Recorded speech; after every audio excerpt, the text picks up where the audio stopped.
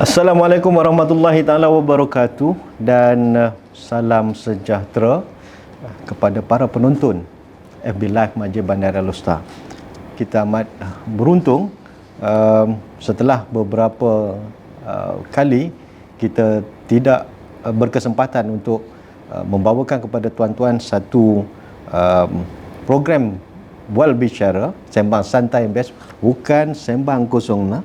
Jadi untuk pada kali ini kita bawakan dua tokoh yang kembali daripada persada yang sebelum ini, tetapi kita jemput semula untuk memberi satu mengupas tajuk yang mengkhusus kepada peranan dan tanggungjawab sebagai seorang ahli majlis. Jadi tanpa melengahkan masa, saya ingin memperkenalkan kepada tuan-tuan semua, di sebelah kanan saya yang paling kanan, Tuan Hamdi bin Ishaq, iaitu beliau merupakan seorang ahli majlis Bandar Al-Ustaz. Selain itu juga beliau merupakan pemegang daripada ijazah sarjana muda pengajian Islam, syariah dan undang-undang, dan sekarang ini beliau memang berkecimpung di dalam bidang syariah, bidang syariah sebagai peguam syar'i daripada tahun 1999 sehingga kini, yang melibatkan di negeri-negeri di wilayah utara, iaitu di Perlis, Kedah dan juga di Pulau Pinang. Tanpa melengkahkan masa, yang seterusnya saya perkenalkan kepada panel kita yang kedua. Tidak asing dan tidak bagi saya tak perlu untuk diperkenalkan secara mendalam. Beliau merupakan Haji Zamri bin Mat. Beliau memang berurusan ataupun memang berkecimpung dalam bidang perniagaan, dan pada masa sekarang beliau merupakan Members of Malaysia Institute Accountant MIA daripada tahun 2004, dan bidang beliau dalam bidang masyarakat tidak asing bagi semua tuan-tuan dan puan-puan, kerana beliau memang dikenali oleh penduduk-penduduk, terutamanya di belah kawasan-kawasan di Tanduk dan sebagainya, dengan usaha-usaha yang dijalankan oleh beliau, termasuklah berkaitan dengan food bank yang lalu dan sebagainya. Jadi itu sedikit panel-panel, dan kita akan masuk kepada yang seterusnya. Tapi sebelum itu, untuk kita memulakan acara nanti, Encik Amdi dan juga Zamri, kita berhindar dulu untuk melihat iklan ini. Dan ingat, sembang santai MBS, bukan sembang kosong.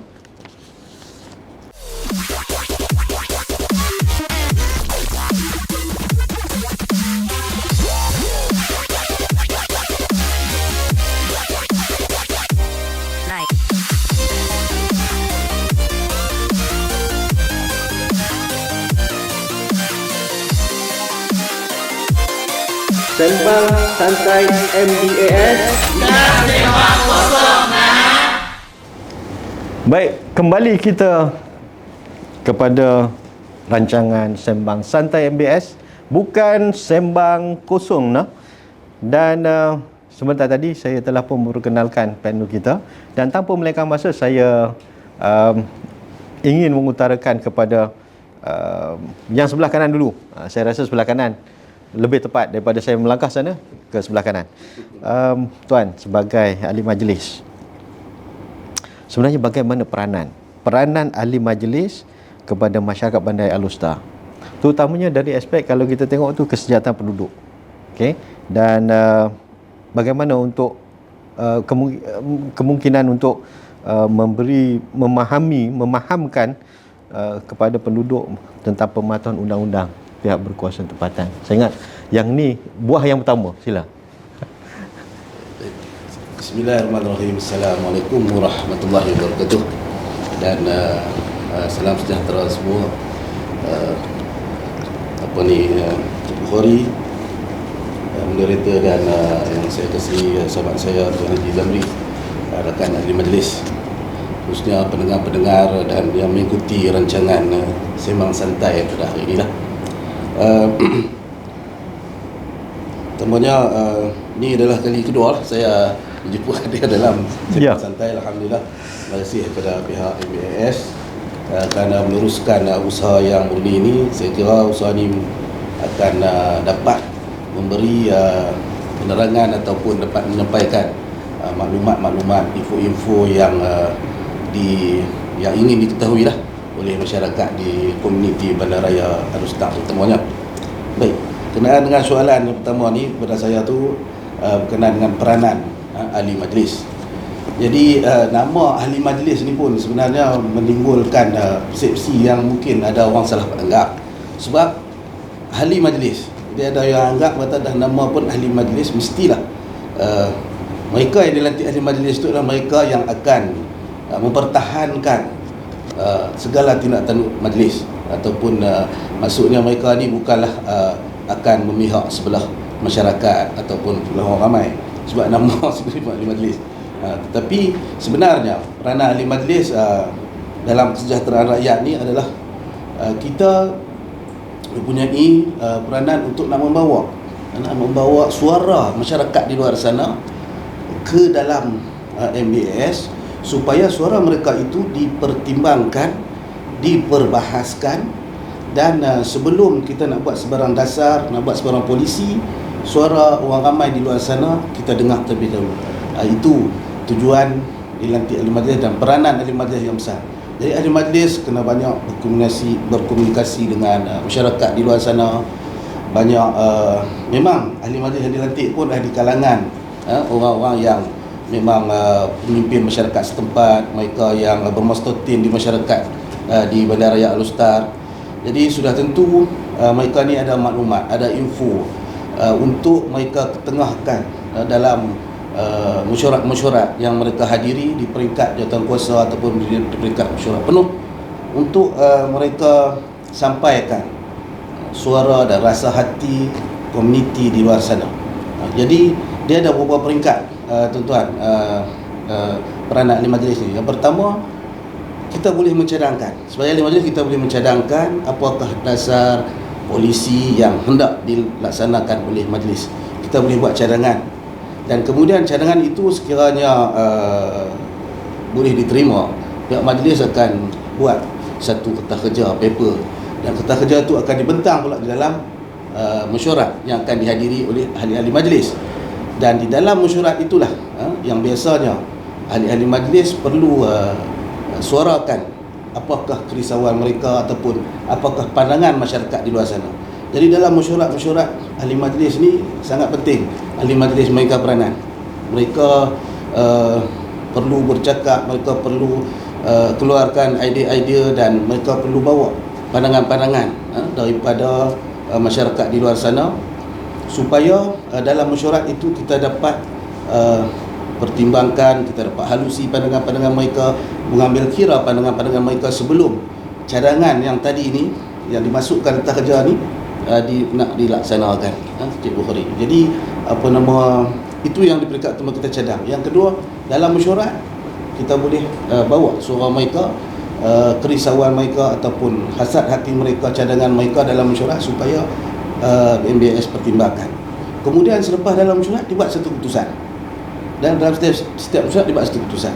Kalau keputusannya cadangan tadi itu nak dilaksanakan, dan di peringkat ini ahli majlis main lagi di peranan. Peranan yang ini adalah peranan lebih kepada untuk nak beri penerangan, justifikasi kenapa satu-satu polisi dasar ataupun tindakan penguasaan yang kita nak laksanakan.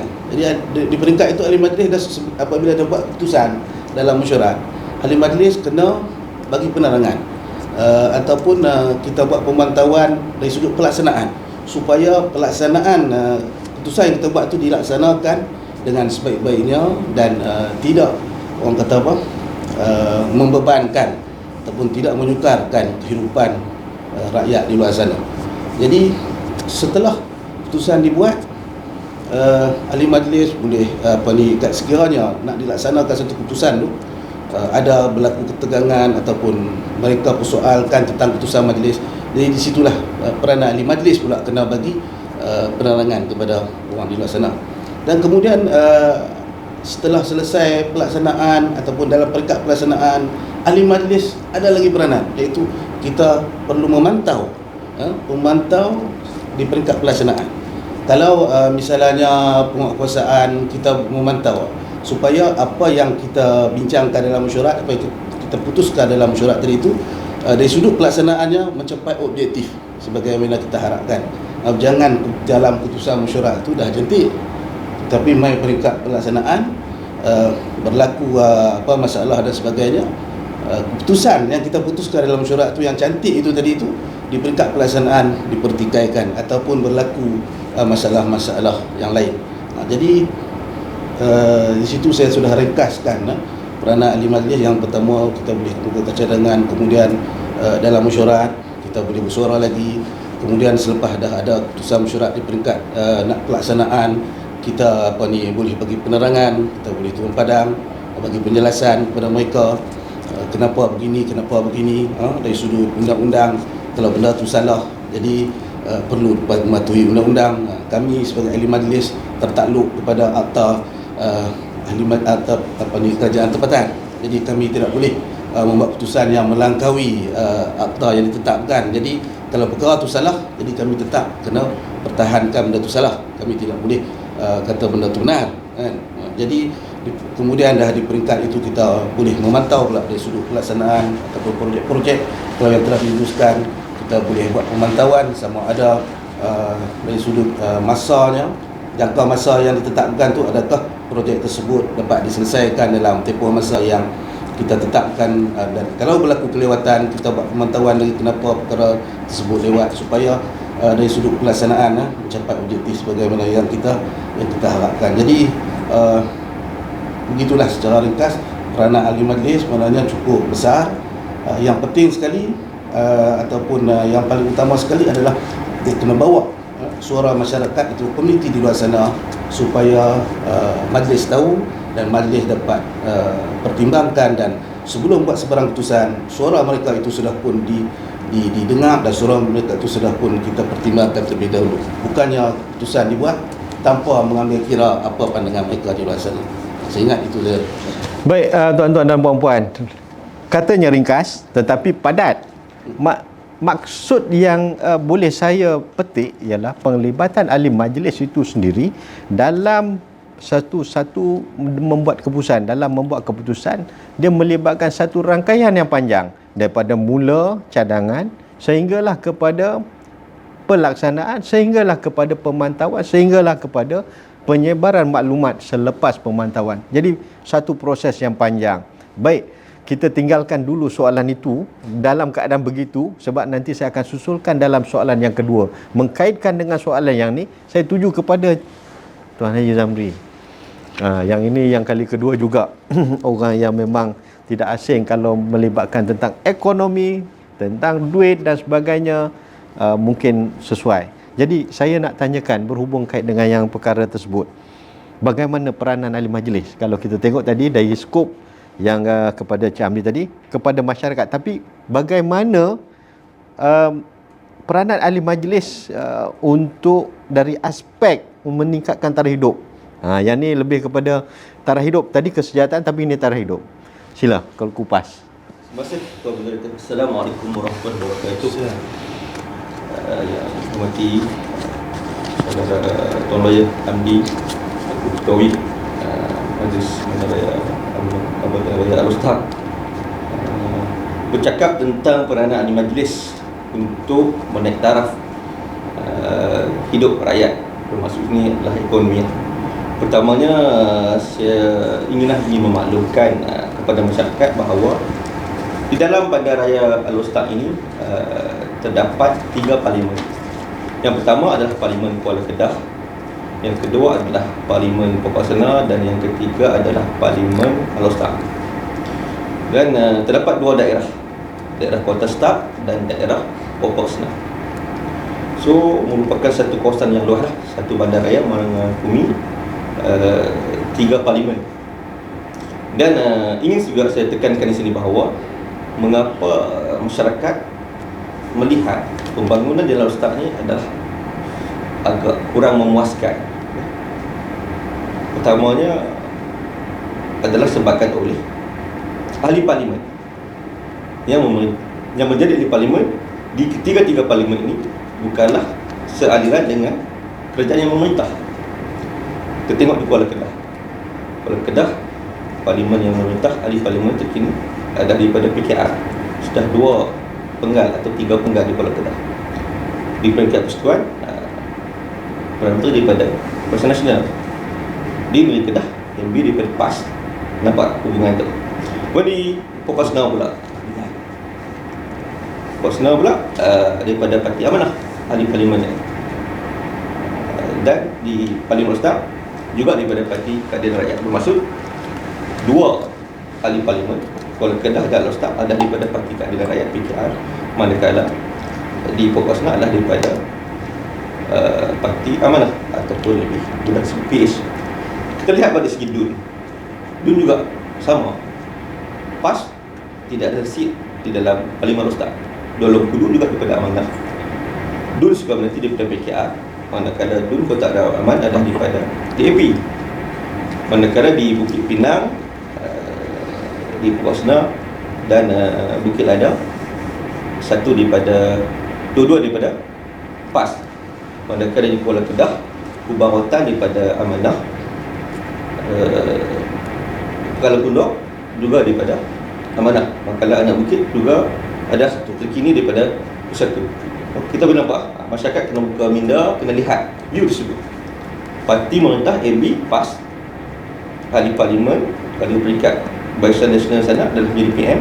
Nama ahli parlimen yang mentadbir di peringkat parlimen Kuala Kedah, Al-Ustaz dan juga Pokosnau daripada parti berbeza. Itu memberikan kesan yang amat besar dalam pembangunan. Khususnya kita lihat balik dalam konteks peranan ahli majlis untuk meningkatkan taraf hidup masyarakat rakyat di Al-Ustaz. Kedah terkenal sebagai negeri jalapan padi, negeri sekuriti makanan. Saya daripada mesyuarat pertama sebagai ahli majlis yang kami masuk bersama dengan saudara Hamdi. Kami masuk dalam tempoh COVID, dan sehingga kini pun masih lagi mesyuarat online. Dalam tempoh COVID ini, setahun setengah pertama, tak ada apa yang mampu kami lakukan sebagai ahli majlis melainkan memaklumkan kepada masyarakat untuk duduk di rumah. Selepas Datuk Seri Sabri menjadi Perdana Menteri, negara kembali dibuka dari aspek ekonomi dan juga pelancongan, dan kami bersama dengan saudara Hamdi dari majlis mula bergerak. Kekangan pertama kami adalah apabila kami nak mendapatkan apa-apa perkara untuk bersama-sama peruntukan dan sebagainya pembangunan daripada ahli parlimen, tersekat sebab parti yang berbeza. Itu benda pertama, itu kekangan utama. Balik pada kekangan kedua. Yang kedua ni kita kena sedar, Kedah adalah negeri sekuriti makanan. Apabila maksud sekuriti makanan ini, tanah-tanah kita tidak boleh dibina, dibuat pembangunan. Daripada kita lahir dulu, banyak dari mana-mana pun saya akan bercakap benda yang sama. Di Kedah ini kilang yang besar, kalau kita sebut hanya ada Santayus. Daripada awal kita sedap tentang ekonomi itu, daripada kita masuk sekolah rendah Santayus, dan sehingga ke hari ini Al-Ustaz, kilang itulah yang ada yang besar, hanya bertukar nama. Santayus menjadi Continental, tak ada kilang-kilang lain. Bermaksud untuk kita majukan masyarakat kita begitu terhad kekangannya. Kita boleh lihat di dalam bandar Al-Ustaz ni banyak bangunan, bukan bangunan terbengkalai atau menderita. Cik Wari, bukan bangunan terbengkalai, bangunan yang siap tetapi kosong. Nah, bangunan milik majlis pun sendiri. Sebab apa? Itulah kekangan kita. Kita tidak boleh membina kilang-kilang sebab kita terikat dengan seperti makanan. Negeri jalapan padi, beras, nasi nak makan. Jadinya kita kena mulakan fikir daripada bandar raya warisan yang kita namakan brand Abdul Razak ni, yang mungkin kita boleh kekalkan bandar warisan, tapi kita kena demand, kita kena minta benda lain daripada federal, daripada peringkat ahli majlis sehinggalah ke peringkat wakil rakyat, sama ada pembangkang atau pekerjaan, sehinggalah peringkat eksport MB. Kita kena usahakan sesuatu di bandar Razak ni. Bermaksud sini kita kena ada wow factor. Kalau tanya saya, pelancongan. Tetapi pelancongan itu tidak boleh hadir dengan sendiri. Dia kena ada benda-benda yang membantu, sokongan untuk menaikkan pelancongan. Dari segi susun atur yang Allah SWT bagi kepada Al-Ustaz ni, pada Kedah cukup cantik. Kita ada sebatang sungai yang cantik, kita ada jajaran jalan raya yang besar, dan juga kita ada kawasan yang strategik, kawasan-kawasan tempat-tempat bersejarah yang boleh kita bangunkan. Namun semuanya wujud, tetapi perjalanannya, proses pembangunan tersebut sangat perlahan. Sebabkan tadilah, sebab ahli-ahli parlimen kita selama beberapa penggat tidak sealiran dengan pihak kerajaan. Justru saya melihat satu perkara wow factor yang kena fikirkan. Kalau tanya saya apakah wow factor yang saya perlu ada, kalau saya diberi kuasa untuk menentukan, saya perlukan universiti. Universiti dalam Al-Ustaz ini bukanlah universiti yang besar, memadai cawangan universiti. Tak kisahlah Muslim Melaya kan, UKM kan, UPM sangat sesuai dengan Ustaz, sebab berkaitan dengan pertanian. Mungkin boleh membina fakulti padi. Saya tak pasti adakah negara kita mempunyai benih padi sendiri. Mungkin kita boleh wujudkan UPM di sini dengan 3,000 pelajar tinggal di Holiday Villa yang kosong lama dulu sebagai bilik-bilik penginapan. Bangunan kita surface itu yang tidak dikosongkan sebagai dewan kuliah. Di bangunan Al-L'Oreal yang telah kosong banyak, mungkin menjadi dewan kuliah. Di tempat Taman Wira, Dewan Insanah yang telah lama terbiar, yang dulu dipenuhi dengan 3-4 ribu student, menjadi lonjakan ekonomi kepada penduduk di sekitar Taman Wira dan juga meneruskan. Saya melihat sekiranya contoh ada UPM dengan 3,000 pelajar tinggal dalam sekitaran Ustaz ni, pertama, manfaat pertama, mungkin kita boleh ada benih padi sendiri. Kedah ada benih padi sendiri, Kedah ada baja sendiri, Kedah ada produk racun sendiri, Kedah ada mungkin produk drone sendiri untuk semburan baja dan racun sawah padi. 3,000 pelajar itu pula tanpa dapur. Mereka tak ada dapur nak masak. So 3,000 pelajar tu akan berbelanja. Kalau sehari belanja RM20 pun 60,000. 3,000 orang kali 20 dia bermain dalam persekitaran kita. Dan kemudahan pada para pelajar tersebut untuk mereka buat research, sebab kita berdekatan dengan sawah padi. Namun usaha itu kena bermula. Mungkin tidak berjaya tahun depan, mungkin tidak berjaya 5 tahun lagi, tapi perlu ada. Kalau tidak, beginilah kita melihat Bandaraya Al-Ustaz, yang mana dalam tempoh 20 tahun ini saya tengok sama saja. Yang ada hanyalah Pekan Rabu yang dirobohkan dan dibuat semula tanpa memberi banyak impak kepada peniaga, kepada kita rakyat Al-Ustaz maupun kepada pelancong-pelancong yang datang. Tidak ada beza. Jadi saya melihat satu lonjakan pemikiran kena wujud di Bandaraya Al-Ustaz ni, bermula daripada Majlis Bandaraya Al-Ustaz, naik ke peringkat Wakil-Wakil Rakyat, Exco, MB dan disahut oleh Peringkat Kerjaan Persekutuan. Mungkin PRU 15 akan berlaku dalam sebulan 2 lagi, mungkin tahun depan, namun tidak akan lebih daripada bulan Mei dan bulan Julai tahun depan. Saya melihat sesiapa pun yang menjadi wakil rakyat untuk Parlimen Al-Ustaz, Kuala Kedah maupun Pokok Senang perlu memikir agenda apa yang dibawa untuk membangunkan Bandar Al-Ustaz, sebab inilah perkara-perkara yang boleh melonjakkan pendapatan. Sebab rakyat sangat-sangat terkesan dengan kos hidup meningkat, namun taraf pendapatan masyarakat Al-Ustaz masih statik, masih di peringkat yang lama. Kita perlukan satu lonjakan. Kalau dulu kedai-kedai makan boleh buat jualan 300, dalam tempoh keadaan terkini dengan kenaikan OPR, kedai makan tersebut kena buat sale sekali ganda. Tidak boleh bertahan dengan 300 sale yang 2 tahun lepas, 3 lepas. So kena bantu mereka-mereka ni, golongan-golongan peniaga ni untuk naikkan sale lepas. Salah satu kaedah saya nampak untuk jaga baca panjang adalah dengan mewujudkan negeri Kedah ini, Bandaraya Al-Ustaz ni sebagai bandaraya ilmu. Dan untuk orang pertama.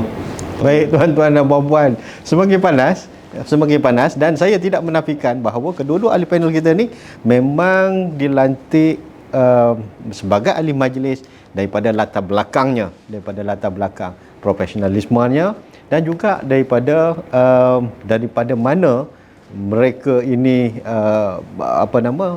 pelantikan beliau berdasarkan kepada parti-parti yang memerintah. Dan tidak mustahil dan saya tidak menafikan kepada fakta bahawa ahli majlis ini seolah-olahnya seperti adun yang menghubungkan antara majlis dengan rakyat, dan of course perkara asas berkaitan dengan political issue tu memang ada perlu dibawa bersekali. Dan saya tinggalkan dulu persoalan tu, nanti saya akan kupas balik semula dalam persoalan berkaitan dengan ekonomi juga kepada Encik Zamri. Tapi saya nak kembali kepada Encik Tuan Haji, kepada saya nak melihat kepada satu perkara yang ni saya cukup tertarik, sebab apa yang menarik perhatian saya, orang ramai, penduduk kebanyakannya bila sebut saja mereka ada diwakili ahli majlis, seolah-olah ahli majlis ini itulah orang kata ahli majlis ni lah tempat seperti Jabatan Kebajikan Masyarakat. Jadi ahli majlis ni sebab mereka melihat itulah faktanya, ahli majlis sebagai seolah-olah boleh kita Jabatan Kebajikan Masyarakat, yang tempat tu lah dia nak meminta bantuan, kat situlah tempat dan sebagainya. Tapi dalam hal yang sama sepatutnya penduduk kena memahami bahawa ahli majlis mempunyai peranan dan tanggungjawab yang terikat dalam akta, di bawah akta kerajaan tempatan. Yang tu yang penting.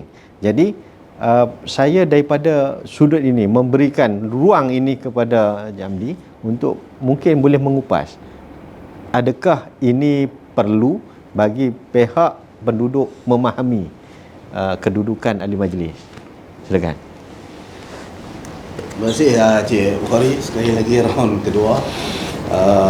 Ya, bertambah panas. Alhamdulillah.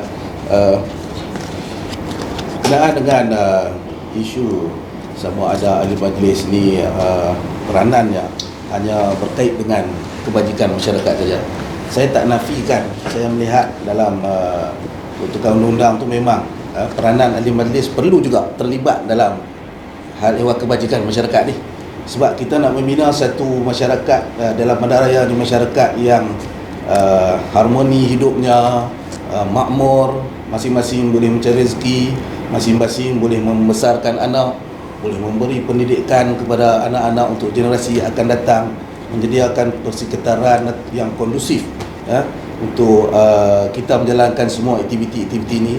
Jadi secara tak langsung dari sudut kebajikan orang ramai di luar sana, kita perlu memberi perhatian. Jadi dalam hal ini kita ada peruntukan yang diberi pada ahli majlis untuk sama-sama membantu, tapi bukanlah kerja ahli majlis semata-mata itu sajalah. Kerana kita di sana, kita ada di peringkat negeri, kita ada Jabatan Kebajikan Masyarakat, Pejabat Kebajikan Masyarakat, dan kita ada di luar sana juga pada sudut exco yang berkaitan. Mereka inilah yang akan melihat dari sudut kebajikan. Cuma kita turut membantu, dan mungkin kita hanya ambil maklumat-maklumat, data-data tentang mereka-mereka yang ada susah B40 ataupun mereka yang ada masalah dilanda musibah dan sebagainya, untuk kita panjangkan data-data mereka tu kepada pihak-pihak yang berkewajipan, kepada pihak Jabatan Kebajikan Masyarakat misalnya, untuk mereka mengambil tindakan membantu. Peranan ahli majlis untuk macam yang disebutkan tadi, mensejahterakan rakyat dan sebagainya ni, bukan hanya terikat dari sudut kebajikan masyarakat sajalah, kerana kita juga kena melihat dari sudut kalau dalam Akta 171, Akta Kerajaan Tempatan tu, seorang ahli majlis tu dilantik, dia kena angkat sumpah terima jawatan. Jadi sumpah tersebut bagi saya sangat seolah-olah memberi satu amanah yang sangat besar lah pada ahli majlis, tanggungjawab yang besar pada ahli majlis untuk melaksanakan tugas mereka dengan sebaik-baiknya. Yang pertama sekali, disebabkan oleh majlis sendiri. Majlis sendiri pun terikat dengan arahan-arahan semasa daripada pihak berkuasa negeri, kerajaan negeri. Majlis sendiri pun tidak mempunyai kebebasan yang mutlak. Tambah kami yang ahli majlis ni lagilah, kami pun tidak mempunyai kebebasan yang mutlak. Kami hanya ada ruang ataupun peluang untuk kami suarakan suara tuan-tuan yang di luar sana sekadar yang kami mampu. Kami tidak boleh mencadangkan benda-benda yang di luar bidang kuasa kami, dan majlis juga tidak boleh bertindak kalau perkara tersebut di luar bidang kuasa. contoh macam kita kata nak hapuskan cukai pintu kan, itu termasuk satu akta yang telah pun diluluskan di dalam parlimen. Jadi kalau dari pangkat kami supaya nak hapuskan cukai pintu, kita tak boleh buat sampai tahap tu. Kita semua boleh cadang benda-benda yang luar daripada bidang yang dalam bidang kuasa kita saja. Ada yang melibatkan bidang urusan negeri pun kita tidak boleh bagi cadangan yang sebegitu rupa. Kalau kita tengok dalam pelantikan ahli majlis ni, dalam akta tersebut sekurang-kurangnya 8 orang dan maksimumnya 24 orang ahli majlis yang dilantik, dan plus seorang tambah satu YDP ataupun Datuk Bandar. Jadi 25 orang ni lah yang membentuk yang kata ahli majlis. Jadi dalam pelantikan ahli majlis itu biasanya pihak berkuasa negeri yang diberi tanggungjawab untuk melantik, dia akan pilih lah di kalangan siapa yang sesuai, dan ada yang di kalangan ahli majlis ni dilantik daripada pemegang taruh lah, macam OCPD, Tuan Syukri OCPD kita kan, di Kota Star. Kemudian pengarah pejabat kesihatan Dr. Syarif. Kemudian ada daripada JKR, pihak-pihak yang stakeholder lah, pemegang taruh, kerana ini untuk nak melicinkan perjalanan dan untuk melicinkan kita punya gerak kerja supaya nak pastikan masyarakat di luar sana mendapat perkhidmatan yang paling baik. Dan dalam masa yang sama, ahli majlis juga berperanan untuk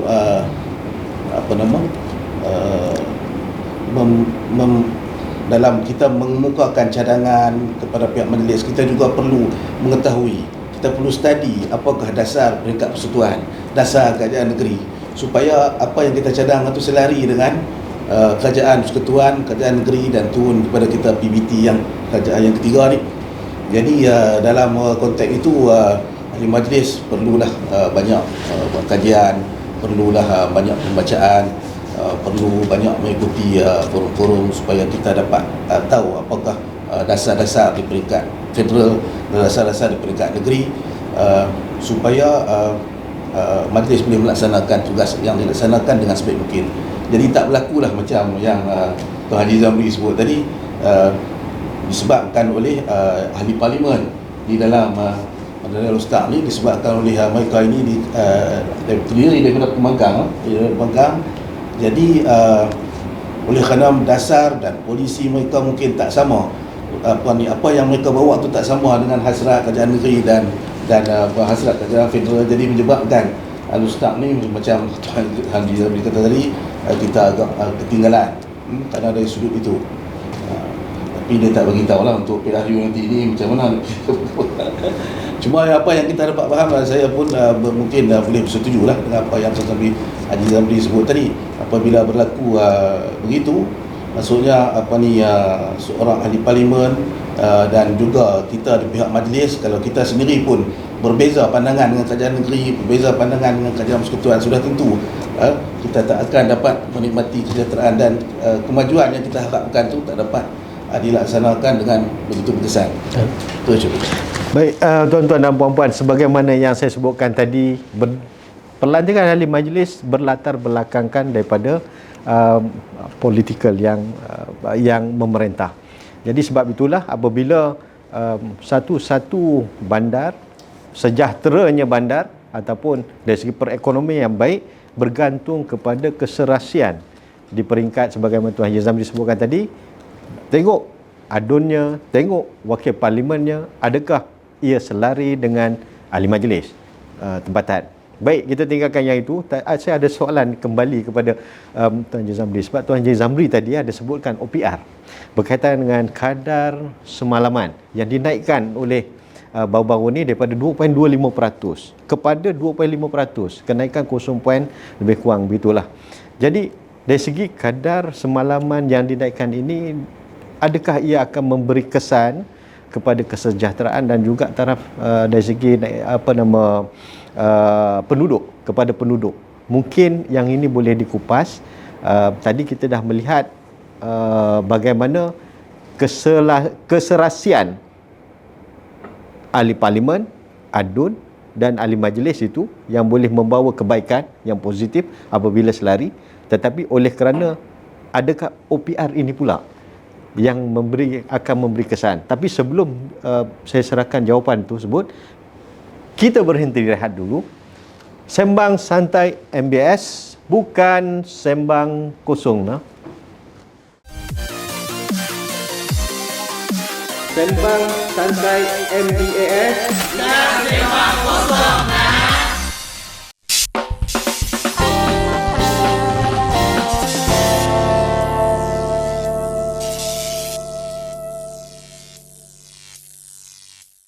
Nadia nak bayar compound kat pejabat majlis. Beratur panjang. Macam mana nak bayar? Kau ni dah kenapa? PBT Pay sekarang ni dah boleh bayar compound. Ya ke, Mak? Ya, PBT Pay sekarang ni dah boleh bayar compound. Bukan itu je, cukai taksiran, bayaran lesen sewaan premis. Cara pembayarannya mudah je. Kau masuk website, login, pilih, lepas tu bayar. Settle. Okey, kalau macam tu, Nadia bayar sekarang. Bayar pakai phone sendiri. Dengan PBT Pay, semuanya jadi mudah dan cepat.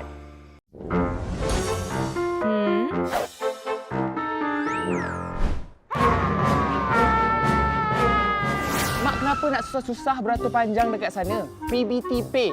Mak masuk je website, login, lepas tu bayar. Settle. Nadia buatkan untuk Mak boleh? Boleh, Mak.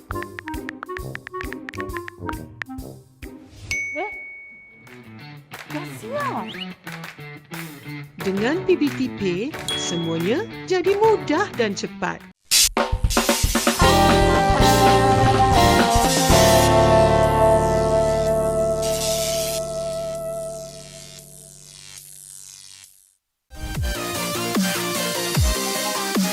Sembang santai MBS. Sembang santai MBS, bukan sembang kosong. Sebentar tadi sebelum kita berehat, saya telah mengajukan satu persoalan kepada Tuan Haji Zamri berkaitan dengan kadar semalaman, iaitu OPR yang dinaikkan daripada 2.25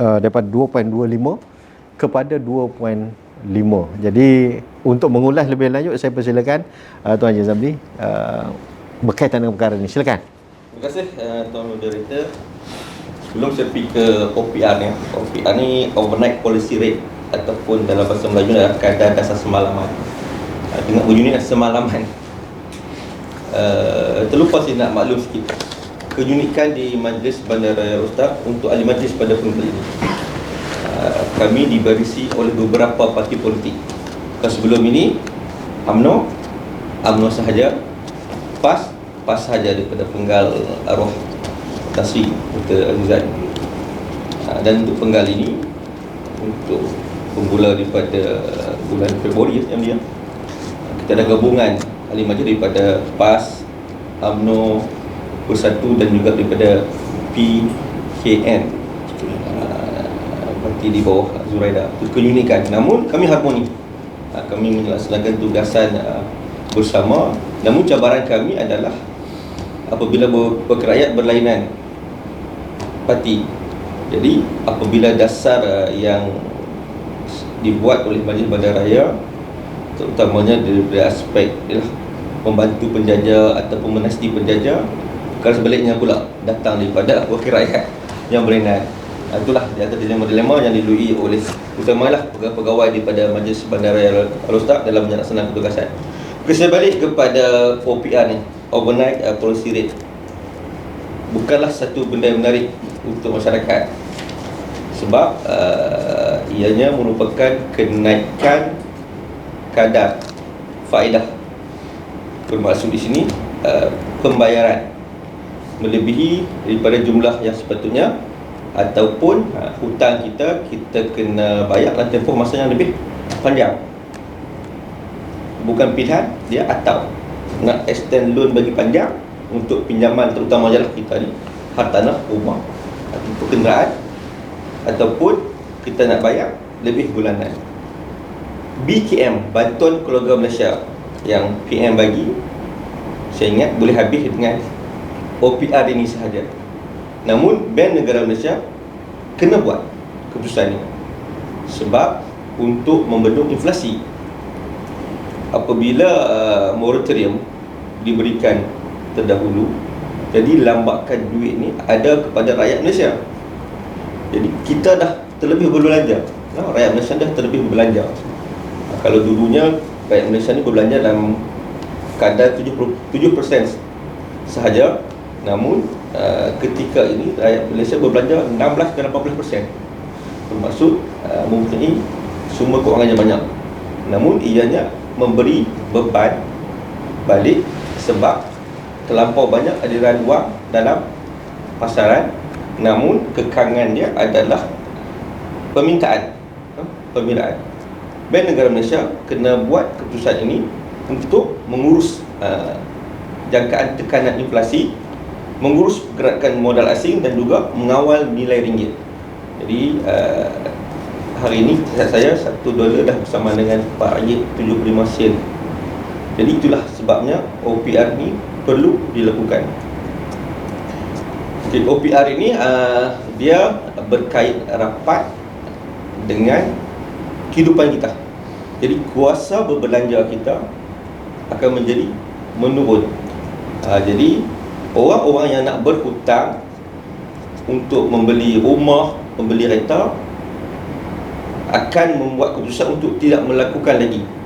Itulah strategi kerajaan, sebab untuk membendung belanjaan ini. Kesannya pula kepada peniaga-peniaga yang terlibat dalam industri hartanah dan industri otomotif ini, penjualan kenderaan, akan bermasalah sebab tidak boleh melakukan jualan. Namun perkara ini perlu dilakukan disebabkan oleh sekiranya Bank Negara Malaysia gagal mengawal kedudukan kewangan ini, dia akan memberikan kesan yang lebih besar kepada masyarakat. Apa yang di pihak majlis boleh bantu kepada masyarakat adalah kita kena galakkan masyarakat dalam Bandaraya Lostari untuk berbelanja dalam konteks kawasan kita dulu. Kita jangan galakkan lagi masyarakat Alostar untuk pergi berbelanja atau bercuti di dekat negara luar. Sebagai contoh sepadan kita lah pergi ke Hat Nyai ataupun ke Phuket. Kita kena galakkan masyarakat berbelanja. Dan pada masa yang sama, kita di Alostar ini, penduduk-penduduk kena mempromosikan tempat-tempat menarik di Alostar ini untuk memastikan orang-orang daripada Pulau Pinang, daripada Kelantan, Terengganu dan juga daripada Thailand untuk datang bercuti dan berbelanja di Alostar. Sebab dengan kemasukan aliran wang daripada luar, itu sajalah yang boleh membantu meningkatkan jualan penduduk-penduduk dalam kawasan kita ini. Apa yang masyarakat boleh buat adalah kita hari ini kita ada Facebook, kita ada TikTok, kita ada Instagram. Kita bantu ambil gambar tempat-tempat menarik, kita viralkan, kita tag. Di pihak majlis juga telah pun melaksanakan perkara tersebut dalam Facebook. Majlis telah menunjukkan tempat-tempat menarik yang kita boleh lawati bersama. Sebabnya OPR ni kalau kata RM50 pun, setahun kesannya ada sebanyak 600. Sebagai contoh lah, kalau kita ada baki pinjaman rumah kita RM250,000, sebulan peningkatan bayaran bulanan rumah kita tu adalah RM50. Setahun atau moderator dah bersamaan dengan 600. Kalau lah B40 tu dia dapat bantuan keluarga Malaysia tu 900 ke 1,200, habis dengan tu. Namun kita tidak boleh menyalahkan pihak kerajaan dengan peningkatan OPR tersebut kerana terpaksa dilakukan. Dan untuk makluman tuan-tuan masyarakat pendengar semua, OPR sebelum COVID pada tahun 2019 ada lebih tinggi daripada yang terkini. Pada 2019 kadar OPR kita pada bulan November adalah sebanyak 3.0. Namun disebabkan oleh pandemik COVID, kerajaan nak membantu rakyat dengan memberi tambahan aliran tunai dalam pasaran, kerajaan telah menurunkan sehingga menjadi 1.75% sahaja OPR. Dan kenaikan kali ketiga ni sebenarnya kerajaan dah maklumkan awal akan ada kenaikan, dan kerajaan dah laksanakan bulan Mei menjadi 2.0%. Kemudian kenaikan lagi sekali pada bulan Julai 2.25%, dan terbaru ini adalah pada 8 September 2.5%. untuk makluman masyarakat, itulah sebenarnya OPR. OPR ni adalah kenaikan jumlah faedah bagi mengawal perbelanjaan rakyat. Sebab kerajaan lah ni tak mau rakyat berbelanja sangat, terutamanya dalam bentuk perbelanjaan untuk berbelanja di luar-luar negara dan juga pembelian-pembelian dari segi hartanah dan juga dan tujuan asalnya untuk mengawal inflasi dan juga untuk mengawal kejatuhan mata wang kita. Sebab kejatuhan mata wang memberi kesan yang sangat besar. Sebab banyak barang-barang, terutamanya barang makanan yang kita import daripada luar negara. So kalau kita import luar negara, rakyat kita, peniaga-peniaga kita dan juga kerajaan kena berbelanja yang besar. Pertusan perbelanjaan itu menjadi besar. Kalau dulu RM3.8, RM4.2, dan ini dah jadi RM4.75. Satu kadar yang besar. Dan sebab itulah buat proses ini, kita sendiri, rakyat sendiri, masyarakat sendiri perlu bijak untuk berbelanja dan menabung. Dan untuk makluman, kenaikan OPR ni adalah kerajaan pada dasarnya untuk menggalakkan rakyat menabung. Jadi kalau bersembang di luar sana, kita nak menabung macam mana? Sebab kena belanja lebih. Itulah kita kena lihat, ada perbelanjaan yang perlu kita belanjakan dan ada perbelanjaan yang kurang perlu kita tangguhkan sementara sehingga kadar OPR ini kembali stabil dan juga nilai ringgit kita dan juga pendapatan kita meningkat. Sekian. Baik, tuan-tuan dan puan-puan sekalian, itulah penjelasan berkaitan OPR, di mana OPR berhubung dengan peranan ahli majlis dalam memberi maklumat. Ini adalah salah satu bagaimana rakyat didedahkan dengan OPR, kesan dan sebagainya, di mana peranan ahli majlis untuk memberi penerangan atau membantu rakyat dalam kawasan Majlis Bandar Al-Ustaz. Baik, sebagai penutup, oleh kerana kita ada masa lagi, jadi bila ada masa ni, saya nak tujukan kepada kedua-dua belah pihak. Saya dalam masa yang singkat, tadi dibuka oleh Camdi. Jadi untuk sesi yang ketiga ni, saya ingat biarlah penutup tu di sebelah Cik Zamri. Jadi saya nak patah balik dulu ke sini. Kalau kita lihat berdasarkan Tuan sebagai ahli majlis, apakah cabarannya? Cabaran dia berkaitan dengan untuk melunaskan tanggungjawab, tugas sebagai ahli majlis, dan apa yang Tuan harapkan? Harapan Tuan lah kepada Majlis Bandaraya Al-Ustaz ni. Silakan. Terima kasih Cik Bukhari. Masuk round 3 ni, soalan pun kira heavyweight punya soalan pun berat dan jawapan pun memerlukan penelitian yang jitu tu.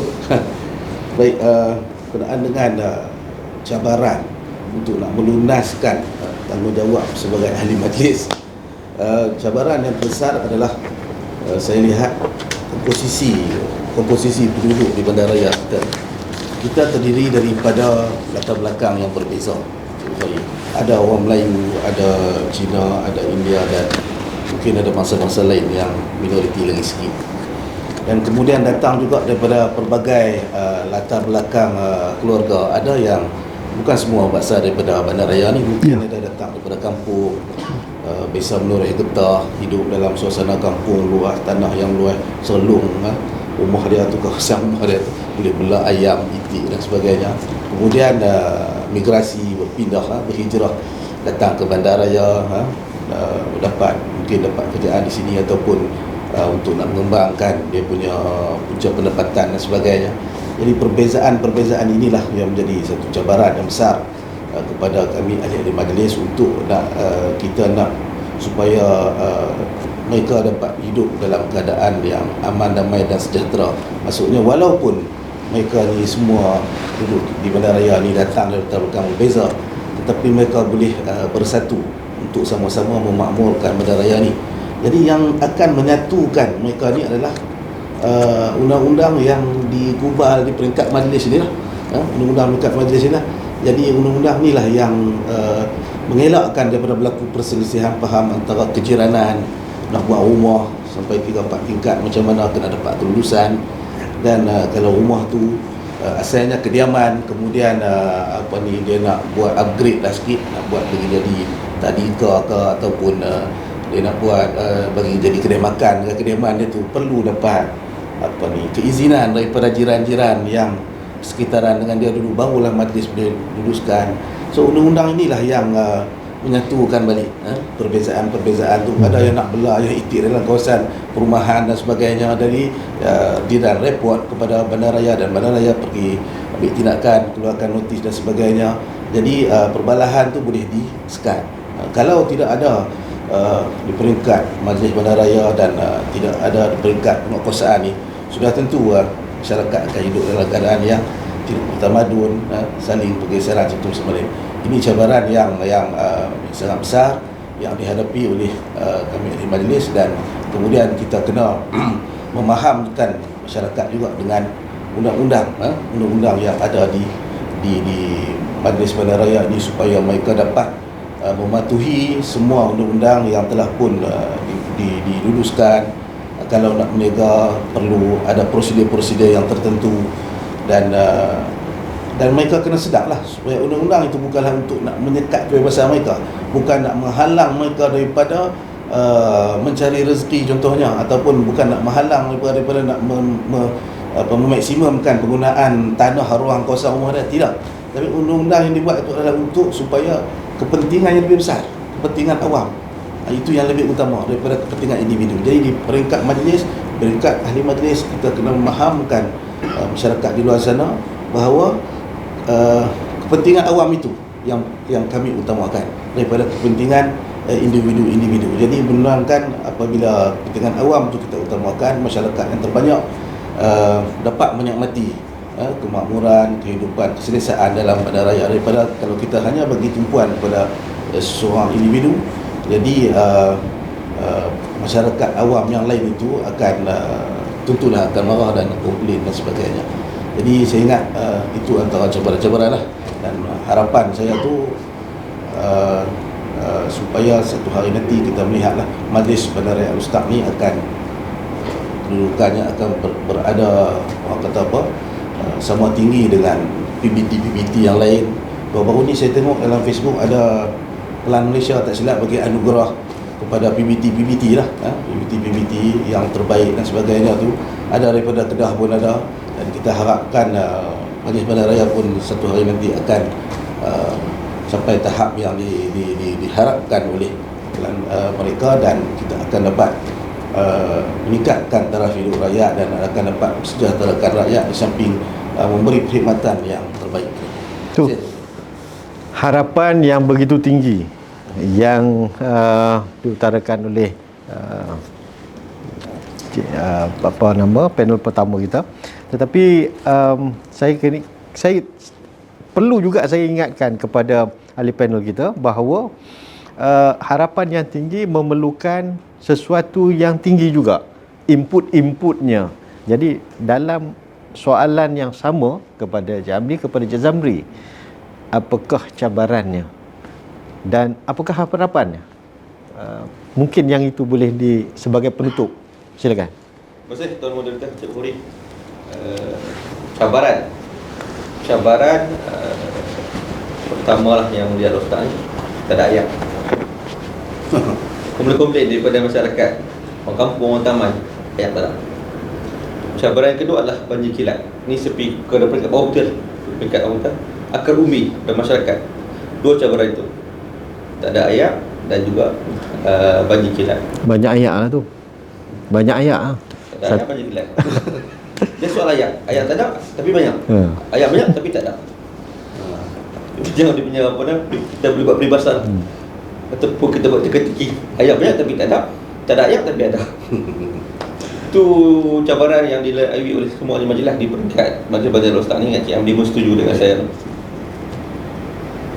Sebagai contoh, saya berada di zon 2 daripada Lencong Barat ke Taman Desa Kemelang, yang mana zon saya melalui terusan Wan Mat Saman. Terusan dulunya terusan tanah, dan saya pun nombor sekolah kat situ, sekolah di Sekolah Wan Mat Saman, dibina pada saya sekolah rendah. Dan terusan tersebut banyak bantu dari segi pertanian, bantu dari segi untuk mengelakkan banjir kilat itu dulu. Tapi disebabkan daripada awal dibina sehingga ke hari ini keputusan tersebut baru sekali dibuat pengorekan mendapat. So pada hari ini kalau berlaku hujan lebih daripada 2 jam, lebih daripada 100 rumah akan menerima nasib yang kurang baik, bagi kilat akan masuk pada rumah mereka. Itu di antara cabaran kami hari ini.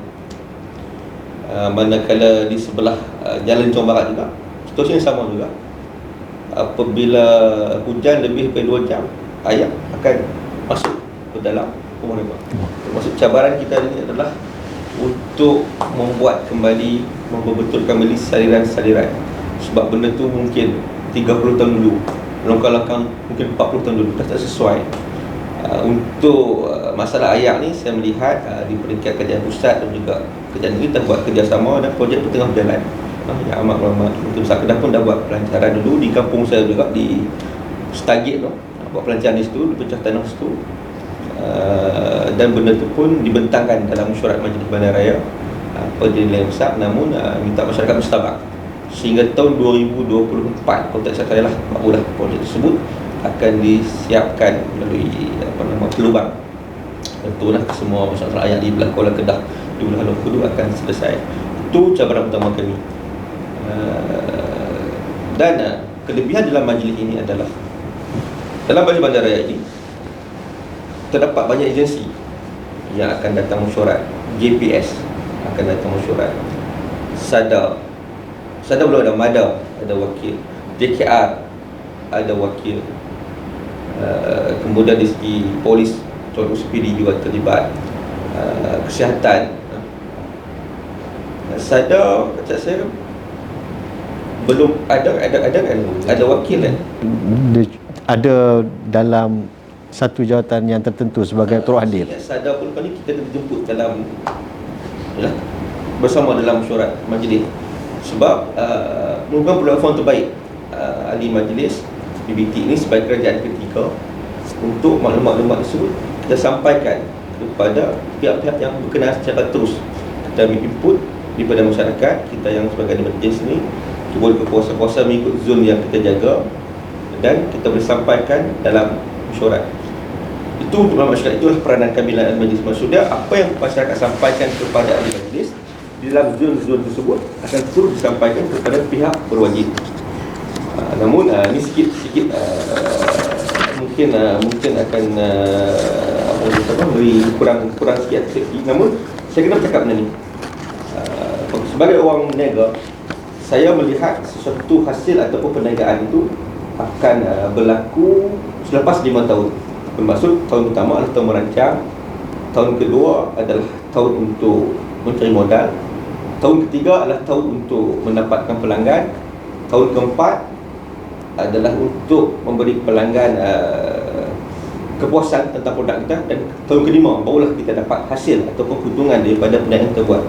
Dan dalam tempoh 2 tahun saya menjadi ahli majlis ni, saya melihat di Bandaraya Al-Ustaz ni juga perlu ada perubahan yang mana Datuk Bandar yang dipilih perlu memegang jawatan sekurang-kurangnya 5 tahun. Sebab kalau dalam tempoh setahun 2 tahun tak mencukupi untuk proses tersebut, proses merancang dan melaksana serta melihat hasil. Jadi saya melihat mungkin daripada pejabat itu besar, daripada pihak kerajaan pusat, untuk melihat perkara ini yang mana bandaraya perlu diberi mandat kuasa kepada seseorang Datuk Bandar berdasarkan merit, bukan lagi berdasarkan seniority. Sebab kita kena bergerak laju sekarang. Bandaraya Ustaz kena bergerak laju. Dia memerlukan seseorang Datuk Bandar yang mempunyai daya tahan yang tinggi, yang mempunyai tempoh masa bekerja dengan tekanan-tekanan serta disesuaikan dengan permintaan sekarang. Laju. Kita tidak boleh lagi ketinggalan di mana Ustaz. Justru kaedahnya adalah perlu mengambil seorang Datuk Bandar. Bukanlah kena mengatakan Datuk Bandar terdahulu kurang okey semua. Cuma berdasarkan untuk anjakan ke masa hadapan, kita memerlukan Datuk Bandar yang kita beri ruang yang lebih lama, sekurangnya 5 tahun, serta pemilihan Datuk Bandar bukanlah berdasarkan seniority, tetapi lebih kepada merit. Daripada merit tersebutlah dengan dipantau oleh beberapa pihak untuk kerja buat Datuk Bandar ni, selain daripada ahli majlis, untuk terus membawa Bandar Darussalam kepada satu tahap yang lebih tinggi. Bermaksud sini Datuk Bandar tersebut perlu mempunyai wow factor. Apa agenda yang akan dibawa yang akan memberi impact, contohnya daripada aspek ekonomi, pendidikan dan juga sosial. Sosial means pelancongan. So kita memerlukan Datuk Bandar. Kalau perlu temu duga tentang apa yang Datuk Bandar nak bawa. Mungkin kita dapatkan shortlist daripada pihak pegawai KCS di mana, kita buat temu duga. Apa yang nak dibawa, daripada itu kita pilih siapa Datuk Bandar. Bermaksud daripada temu duga tu dah dapat gambaran ke mana hala tuju Bandar Darussalam 5 tahun yang nak dibawa oleh bakal-bakal Datuk Bandar tersebut. Sekarang sedikit sensitif sikit soalan yang saya bawa ini. Baik, dengan harapan itu saya rasa buah yang ditunjukkan kepada kita adalah buah yang manis. Sekiranya kita melihat buah itu walaupun manis tapi pahit, itu terpulang kepada persepsi para penonton dan juga kita semua. Kita yang boleh menilaikan sama ada buah itu manis atau pahit. Ada kalanya buah yang manis kita rasakan pahit, tetapi ada yang pahit memang akan jadi manis sekiranya kita dapat mengubahnya menjadi satu buah yang manis. Dengan kata-kata itu, saya ucapkan ribuan terima kasih sekali lagi kepada semua para penonton FB Live, dan saya mengalu-alukan kepada tuan-tuan dan puan-puan untuk memberi komen, like dan sebagainya kepada Facebook Majlis Bandar Alor. Dan saya mengucapkan ribuan terima kasih juga kepada para penonton yang memberi komen-komen yang baik. Jadi dengan kata-kata itu, saya ucapkan ribuan terima kasih sekali lagi kepada tuan-tuan dan puan-puan sekalian. Wabillahi taufiq wal hidayah. Assalamualaikum warahmatullahi taala wabarakatuh. Ingat, sembang santai MBS bukan sembang kosong nah. Sembang santai MBAS.